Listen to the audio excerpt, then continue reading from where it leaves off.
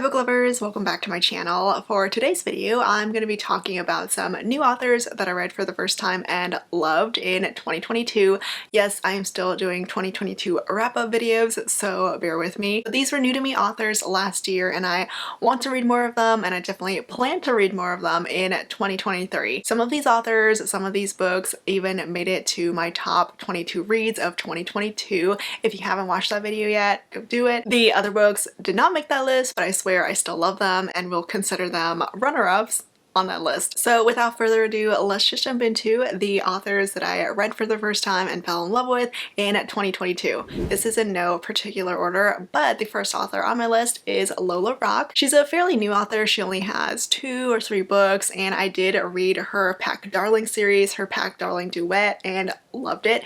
It's Omegaverse, it's reverse harem. Book 2 is entirely just groveling, so obviously I fell in love with these books and with this author. If you want the titles, it's just Pack Darling Part 1 and Pack Darling Part 2. I highly recommend it if you love reverse harem, if you love Omegaverse. I mean, I don't even consider myself a huge fan of Omegaverse, but I really liked it in this book, this series. So this duet is about one heroine with 5 guys. The heroine is an Omega, and then 4 of the heroes are alphas. The other hero, the last hero, is another Omega. The 5 guys are actually part of a pack already. They are a close-knit pack, and they are being forced to take on the heroine as their second Omega against their will, which is pretty much why they hate her and make her life miserable. It's slightly bully, it's not like intense or dark or anything, which is probably why I was able to enjoy this one, just because I'm not a huge bully romance fan. But they aren't exactly nice to her, right? Because they don't want her as part of their pack. It was so good though, the slow progression of the romance. The heroine, she finds this kinship with the other Omega because they're both Omegas. They connect, which is how the alphas slowly start to fall for her. It's very reluctant, very slow, but it was so good. I love the heroine too. She didn't take their crap sitting down. She was fierce and strong. She definitely had what it took to stand up to them, so they were all such a great match together. And all of the guys were great too. There's the psychotic obsessed one who is my favorite. There is a shy and quiet guy. There's the leader of the pack. There's just all different sorts of characteristics and dynamics for these guys. I love them. I love them all. They were great. Anyway, it was a lot of fun. I fell in love with the writing. Again, book 2 is all groveling. Something happens at the end of book 1, part 1, that is the reason these guys spend an entire book, an entire sequel, groveling for her. So this was the first time I read Lola Rock. I did end up reading her Christmas novella for the holiday season. It was a completely different story. I do believe she is continuing with that story. It's another reverse harem romance. It was a super short novella, but I loved it and I cannot wait for more of it. I'm really hoping it comes out fairly soon. There's no release date for whatever she has coming next, but whatever book it ends up being, whatever release she comes out with next, I am definitely reading it. And then speaking of the holiday season, I read Morgan Elizabeth for the first time. I read her Christmas romance that kind of went viral. It's 'Tis the Season for Revenge, and this one did make it onto my top 22 reads. I loved it. 'Tis the Season for Revenge did blow up. I even saw it on my Facebook page. Like, these random pages were sharing a TikTok, I guess. It was some TikTok where a girl was like, my boyfriend dumped me in the most humiliating way and I want revenge against him for this, for hurting me and breaking my heart. I'm going to date his boss to get back at him. And 90% of the comments believed that it was the girl in the TikTok who was actually going to do this. They didn't realize it was from a book. They thought it was real, and the other 10% of the comments were like, no, this is from a book. So this is a book where the heroine gets revenge against her ex-boyfriend for dumping her. She decides to date his older and hotter boss so that he'll bring her to their office Christmas party. It was so much fun to read. It was insanely hot. Like, this hero, oh my gosh. Perfect. The perfect dirty mouth. He loves to spoil the heroine, and he was just so good to her. Anyway, it was a great read. I loved it. The writing was a lot of fun. I loved the girl group in this book. I don't remember if they already had the romances. If they did, I'm probably gonna have to go back in the series and read their books. But if they don't have the romances yet, I hope they do, because I want to read them. And then I read Ashley Herring Blake for the very first time last year, and I had so much fun with both of these books. These were her adult romances. Her adult debut was Delilah Green Doesn't Care. It's book 1 in the Bright Fall series, and then book 2 has just recently released. It's Astrid Parker Doesn't Fail. So these two books were so good. They're both FF romances, and they are so sweet, so adorable. They're cozy small town romances. The writing here is fantastic. I love the character development for both the main characters. They're just very well-rounded reads. Like, the setting of the small town is well written. The characters themselves have a lot of depth. All the secondary characters, the supporting cast is great. So I really like these books, and I'm dying to read the third book in the series. All 3 books in the Bright Fall series is about 3 best friends. Claire, Astrid, and Iris are 3 best friends. They've been best friends since high school. The first book is Claire's romance, Claire and Delilah. Delilah is actually Astrid's stepsister, so it's a falling for your best friend's stepsister kind of romance. Delilah is the black sheep of her family. She's always felt like an outcast, especially after her father died. Claire is a single mom, and these two start up this secret little affair. I mean, it sounds a lot more dramatic than it is. It's still very feel good. Again, it's a cozy small town romance. It just has a lot of feels to it. And then book 2 is Astrid's romance. Astrid is the stepsister. What I loved about Astrid is that from book 1, you think that she's some spoiled brat, but she's not. There's so much more to her that Delilah never knew about. So we get to learn a lot more about her character in the sequel, and her romance is set on this HGTV show, reality show. Astrid gets hired as the designer for this renovation, and she ends up falling for the lead carpenter. It's slightly enemies to lovers just because these two don't get along. They argue constantly on the show. So there's a lot of banter, a lot of sparks here, but again, both books were great. I love the writing. I had a lot of fun with these two, and I'm so excited for Iris's romance. And then for a new favorite historical romance author, I have Teresa Medeiros. I fell so hard for Yours Until Dawn. This book is amazing. Every time I think about it, it just makes me smile. It makes me happy because it's such a wonderful romance. It's got slight Beauty and the Beast vibes, and also I found a copy with a step back. Look how bright and orange this is. If you want a little close-up on it, here it is, but I love it. I was so happy I was able to find it because I needed it as soon as I finished this book. It was everything that I wanted in a historical romance. The hero, he was our beastly hero. He's very growly. He became blind after he went off to war and got into this accident, so he's come back home miserable. He makes everyone else's lives miserable, but he does need a nurse to take care of him, which is where the heroine comes in. She is the perfect nurse for him because she doesn't allow him to be miserable. She doesn't stand for his beastliness. She does everything she can to help make his life more accessible, and she just brings so much light into his life again. It was so beautiful, so lovely to read. The way this hero just completely fell head over heels for the heroine was perfect. Honestly, I'm shocked that this was my first time reading Teresa Medeiros because I've heard so many things about her. Like, if you're in the historical romance sphere, you have definitely heard of this author. I just never read her until last year, and I'm so glad I finally did. I definitely need to hop on this train finally. I'm very tempted by a pirate romance that I just got because I bought this book in a Teresa Medeiros lot off of eBay, and one of the books is her pirate romance, one of her pirate romances. I don't know if she has more than one, but it's a pirate romance and it sounds so good. So that one is most likely next until anyone can give me some recommendations on where to go next. Also, feel free to recommend other books by these authors that I'm talking about because obviously I want to read more from them. For my next author, you've probably heard me talking about her a million times on my channel because I've read like 9 of her books so far. Like, you know, you fall in love with an author when you read not just one book by them, but you just binge everything that they have ever written. And for me, that is Elle Thorpe. She is a new favorite reverse harem romance author. I fell in love with her when I read her St. View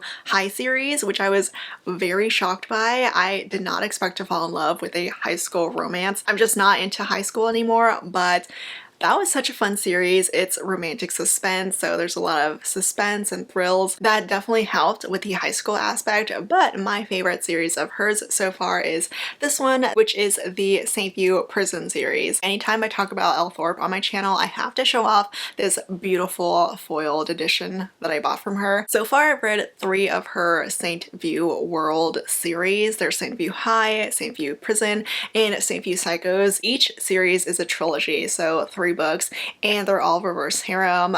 3 guys, 1 heroine. They're romantic suspense and they're set in the same world. They are spin-offs. St. View High is about 3 best friends who fall in love with the same girl, and then St. View Prison, it's slightly related, not just because it's set in the same city, but one of the heroes from St. View High becomes a prison guard in St. View Prison, and he becomes friends with one of the heroes in this series. So this first spin-off is obviously set at a prison. One of the heroes is wrongfully accused of murdering the heroine's sister, the heroine's cop sister. So now the heroine has to find a way to free him. One of the heroes is the lawyer that she finds, and another hero is one of the prison guards. So this series is great, my favorite of the series. The next spin-off is about one of the fellow prisoners. It's Vincent's romance, and he is the shy, quiet prisoner in St. View Prison, but he gets his own romance series. And what's interesting about Vincent is that he has an alter ego. He has another personality inside of him who is a murdering psychopath. So that was interesting to read. Anyway, Elle Thorpe is great. I'm a huge series binger, and I'm so thankful that she writes books so fast. She already has another spin-off, another trilogy in the works that's releasing later this year. It's gonna be about one of the best friends from St. View Psychos. Another author that I enjoyed and really need to read more of is Sarah Kate. I read Praise, which is the first book in her Salacious Players Club series. I know so many people love this series, and I had a lot of fun reading this first book. It's a falling in love with your ex-boyfriend's dad kind of romance, so obviously I had to read it. It was a hot and fun book. I loved the setup of the whole club, which is what the entire series is about. Each of the club's owners, the club's co-founders, gets their romance, and then in this first book, it's the dad. He has a very estranged relationship with his son. He wants to repair this relationship, but ends up falling for the son's ex-girlfriend. It's also an office romance. The hero hires the heroine as his new assistant, so they are up close and personal together all the time. It gets very hot and steamy. It's great. Overall, it was a very solid book for my first Sarah Kate read, but I mainly want to read more of her because so many people have recommended the other books in the series to me, especially book 3, I think. That's the MMF one or MFM. I'm slightly tempted to skip over book 2 to read book 3, but I won't. I hate reading out of order. But I'm also very curious because the 4th book, I think, is about the ex-boyfriend in Praise getting his romance with his dad's co-owner. So I believe it's gonna be an older woman, younger man type of romance, which I do love reading. So that should be interesting. The dad definitely has no say in that relationship, but yeah, I'm excited for the other books in the series. I also fell head over heels in love with Lucy Score. I finally read her for the first time. I read Things We Never Got Over and loved it. This was such a hyped book, and it totally lived up to the hype for me. It was everything that I wanted in a Grumpy Sunshine romance, in a small town romance. It was such a good read, and I finally understood the hype for Lucy Score. I finally understood why so many people love her books, because she was already really big before Things We Never Got Over came out, but this book just blew her out of the stratosphere, and I totally get it because this book was amazing. The heroine goes to this small town on the day of her wedding to take care of her twin sister's mess again, but the twin is bounced, leaving the heroine with her daughter that she never even knew existed. So now she has to stay in the small town taking care of her niece. The hero is one of the town locals and he is such a grump. Oh my gosh, I loved him. It's an adorable romance though. It's the classic, he keeps pushing her away because he doesn't want a relationship, he doesn't believe in love, and she's the type of heroine who's like, yeah, that's what you think. So I love this book. I already have an arc of the sequel, which is about the hero's brother's book, and I'm so excited to get to it. I'm hoping to get to it soon, but I also have to get to so many other Lucy Score books because she has a bunch of them, which I mean is great for me. I also discovered this new to me fantasy romance author, Holly Mans. I read Little Fire. I actually read this one for my book club and I enjoyed it a lot. It was a solid fantasy romance. I mean, was it perfect? No, but I had a great time reading it and I definitely need to continue with this series. I also love the cover of this one. I think someone said that the cover model reminded her of Richard Madden and I can't unsee it now. But this was a great fantasy romance debut.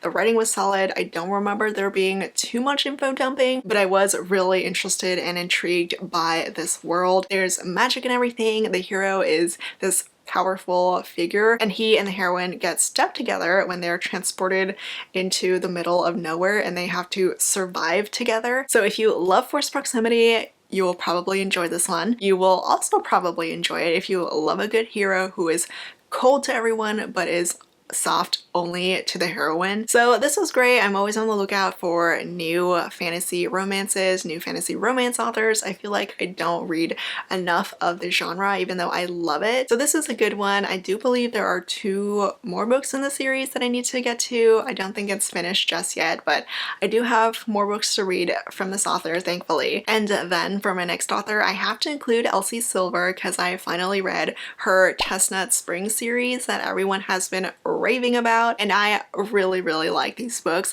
They are cowboy romances, they're small town romances, they're so feel good, so sweet. I think the second book is my favorite so far, but both books in the series are great. So book 1 is Flawless and then book 2 is Heartless. The series is about these brothers plus their very close best friend. Flawless is about the youngest brother who is a bull riding champion. He does get himself into a bit of a PR mess, so he gets a new babysitter in the form of his agent's daughter. So these two are stuck together against his will, but she does need to keep an eye on him so he doesn't get into another big mess and ruin his sponsorships. And then book 2, which I loved slightly more, is a single dad small town romance. The hero is the oldest brother. He has always taken upon himself all the responsibility of their family, and he has an adorable son who needs a nanny, which is where the heroine comes in. She has no experience being a nanny, but she is hired mostly because she's perfect with his son. It was such a sweet single dad romance. I loved it. There's so much good chemistry here, so much good longing. I have a girl crush on the heroine.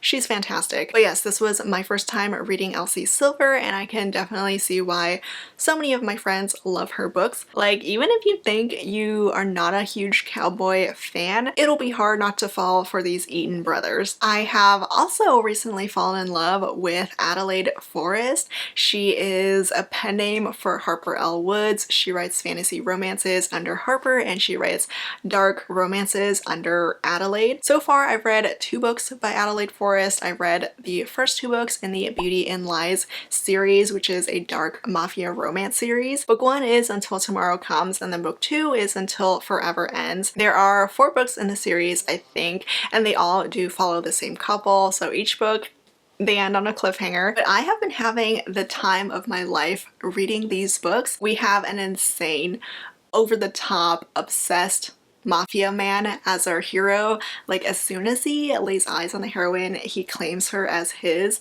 and I believe she was underage when he first saw her, which is why he waited until she was 18. But he did set one of his henchmen to infiltrate her school so that she would befriend this henchmen so that the hero would be able to keep an eye out on her. And then when she finally turns 18, she does go on a trip to Europe, which is where the hero lives, in Spain, somewhere in Spain. And at first, the hero does genuinely try to make the heroine fall in love with him, but things do take a very dark turn, especially at the end of book 1 and for the rest of book 2. There's forced everything basically in this series, so please check your trigger warnings because it gets kind of dark. The hero is absolutely ridiculous, but I was into it. I don't really know how, but it worked. This dude is certifiably insane, but it was so entertaining to read, so good.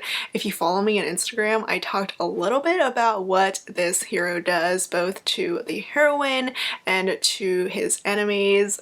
It's wild. So if you're looking for a fun mafia romance that goes a little bit over the top, I would recommend this one. I'm excited to read the rest of the series. I might have to read the ebooks because I'm too impatient for my library to get the audiobooks and the rest of the series, but the audiobooks were great, at least for the first 2 books. The hero has this Spanish accent. They were just really wild to listen to, but I do plan to finish the rest of the series and I might dabble into the author's fantasy romances, maybe when that series is finished. For the next author on my list, I'm not entirely sure I should count her as a new to me author because technically I did try her in 2021, but keyword is try. I read maybe like 2 chapters of a book of hers and stopped. I DNF'd it, but then I read a new series in 2022 and fell in love. So you know what, I'm just gonna include her mostly because I love talking about her books and I'm so glad I gave her another chance in 2022, which would be a great video idea. But it is J. Bree and her Bonds That Tie series. If you're curious about the book that I DNF'd, it is Hannaford Prep. It was recommended to me because I had just discovered reverse harem, but I could not get past literally 2 chapters of it. I'm just gonna erase that book from my memory and pretend that Broken Bonds was my first real read of J. Bree's because I really did fall in love with this book and this series. It is another reverse harem from her, but this time it's paranormal romance. It's a paranormal world with shifters and magic and a whole bunch of awesome things. It is new adult. It's set at this paranormal college and it was such a trip of a series. I had a lot of fun reading it. I loved all the main characters. I loved all the crazy epicness that happens in the series and happens to these characters. It's seriously an addicting series. I could not put it down. Okay, so the reason why I read J. Bree instead of just completely writing her off after that book was because she was supposed to go to a Polycon in 2022. She was on the list, but unfortunately she couldn't make it. She announced she canceled a week before, but I had already started reading the Bonds That Tie series maybe 2 or 3 weeks before that, and I binged the heck out of the series. I was so excited to see J. Bree, but then she couldn't make it. And I wish I could go to those Australian signings because J. Bree is from Australia and she's going to at least one of them. They sound like so much fun, but it's a little bit too far for me. I am so jealous of anyone who ends up going. But long story short, I fell in love with the series and I'm so glad that I decided to actually read one of her books. Am I gonna ever go back to Hannaford Prep? Definitely not. Am I excited for her future books though? Yes, she has a fantasy romance coming out this year and I can't wait. She has a novella coming in January and February and then the first full-length book is out in March. So there's a lot of stuff coming out and I'm so excited. The next author on this list is B.K. Borison. I read her Love Light series because the first book, it was a Christmas romance, so I read it for the holidays and it was so sweet. It was another feel-good read. I do love my feel-good reads, especially in between the crazy angsty stuff that I read. But Love Light Farms, which is the first book in the series, is adorable. It's such a great friends to lovers romance. It's set on this Christmas tree farm and the main characters who are best friends, they have to pretend to be a couple because the heroine lied on this forum saying that they ran the farm together so that she could win some cash prize at the end of some competition. So this one is a great Christmas romance, but you can read it honestly anytime. I did read the next 2 books. Book 2 surprisingly was only okay. I didn't love it quite as much, but book 3 is my favorite so far.